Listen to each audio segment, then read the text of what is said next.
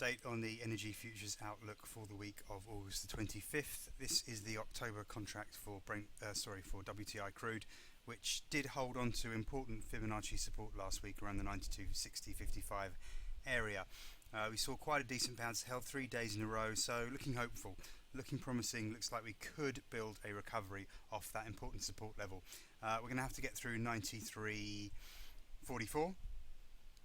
We're through there already, so we've closed above there, so that's important.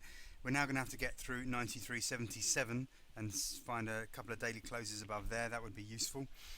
If we can get through last week's low, the week before last low of 93.85, that would also be useful. You can see we've got some fib resistance up here at 95.65 this week. That's going to be a struggle, might even be the high for the week. The rest of the shorter term levels are of course on your daily reports, but as I say, things are looking more positive. We are oversold and we do need to see a little bit of a bounce back. Still a bear trend, so I don't think this is the beginning of a bull trend yet, but certainly a bounce back seems the most likely outcome. Obviously a break below last week's low, which was at 92.50, is going to be a problem, but just bear in mind we do have longer term trend line support around the 91.80 area. We did forecast Brent crude to bottom out this last week as well, and that's exactly what happened. It hit our support and bounced right off there. That was great. We're back above the 101.53 200 week moving average.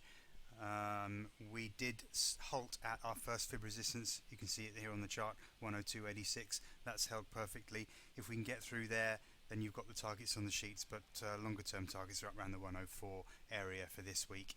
If we can get through there, we have actually got 100 week moving average resistance at 103.18 as well, so that sort of 102.90, 103.18 area is going to be a bit of a struggle to start with, but I'm hopeful that we can build a recovery in this bear trend to offer better selling opportunities eventually. I'm not saying this is the end of the bear trend, but I think we can see a decent bounce back this week. Nat gas has got this nice little double bottom, which is fairly positive, so hopefully if we can push through 4,000 this week, we can then start to see a decent recovery in nat gas as well. Otherwise it's going to be a case of trading within that range. We've got a decent 300 tick range there from sort of 37.20 up to 40.20. Shorter term levels, as I say, are on your sheets to trade intraday, but those are the big levels to watch for. So clearly a break above a convincing break and close above the 4,000, that's going to be positive.